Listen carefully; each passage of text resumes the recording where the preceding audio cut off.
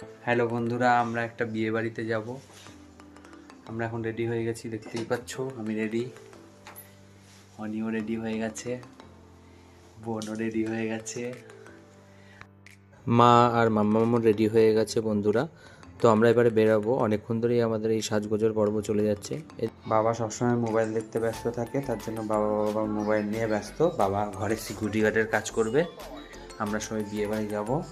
আসলে বাবাকে বললেও বাবা যায় না, তো বাবাকে নিয়ে যাওয়া হচ্ছে না, বাবা যেতেও চাইছে না। মায়ের দিকে রেডি হয়ে গেছে, মার মুখটাও একটু রাগ, তার কারণ অনেকক্ষণ ধরেই আমরা যাবো করছি, আলটিমেটলি যাওয়া হচ্ছে না, অনেক দেরি হয়ে যাচ্ছে। আমাদের মাম্মামকে নিয়ে যাবো, তো তো অবশেষে আমরা ফাইনালি বেরিয়েছি একটা। এই যে মা খুব রেগে গেছে, এই যে গিফটটা নিয়ে নিয়েছি, এই যে এখন আমরা যাচ্ছি। ফাইনালি আমরা বেরিয়ে পড়েছি, দেখতেই পাচ্ছ। অনেক সবার আগে নেমে গিয়ে দাঁড়িয়ে আছে। তো অবশেষে আমরা ফাইনালি বেরিয়ে গেছি। আমার বোন আবার লাইট দিয়ে আমাদের গেটের সামনে গেট দিচ্ছে, তখন বোন একটু লাইট ধরলো। এদিকে মা আর বোনও মায়ের সাথে গিয়ে যুক্ত হয়েছে, তাড়াতাড়ি করে হনন করে এগাচ্ছে। আমি বললাম একটু দাঁড়াতে, এদিকে তাকালো না, কারণ মা রেগে গিয়েছে। ওদিকে আমি আর অনি পেছনে যাচ্ছি। তো অনিরও কিছু বক্তব্য ছিল, ওই বক্তব্যটা আমি একটু স্লো করে দিয়েছি। তো অবশেষে আমরা পৌঁছে গেছি বিয়ে বাড়িতে, দেখতেই পাচ্ছ।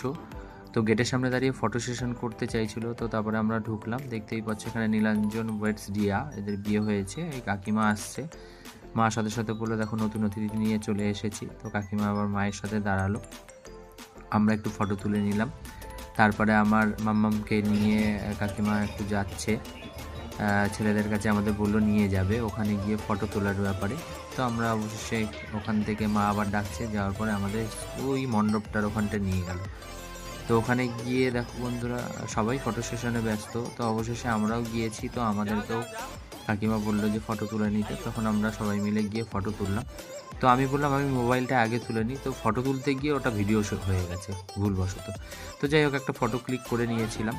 তারপরে ওখান থেকে বেরিয়ে মাম্মাম তো টানা ঘুম দিচ্ছে, ওর কোনো ব্যাপারই না। আমার মাম্মাম বাইরে বেরোলে কোনো অসুবিধা করে না, ও কন্টিনিউ ঘুমায়। তো খাওয়ার কথাও ভুলে যায়। তো ও দেখতেই পাচ্ছ, ওই মাই ওকে সামলে রেখেছে। মা বললো তোরা তাড়াতাড়ি রেডি হয়ে চলে যা ওকে নিয়ে, কারণ অনেকক্ষণ ধরে আমরা এসেছি। তো তো আমরা খাবার জন্য বসে পড়েছি। বন্ধুরা ভেবো না আমরা খাওয়া হয়ে গেছে, কিন্তু আমাদের খাওয়া হয়নি। এটা তখন আমরা বসেছিলাম, বেশ ভালোই আয়োজন করা হয়েছিল। পকোড়া, এখানে মকটেলের একটা করা হয়েছিল।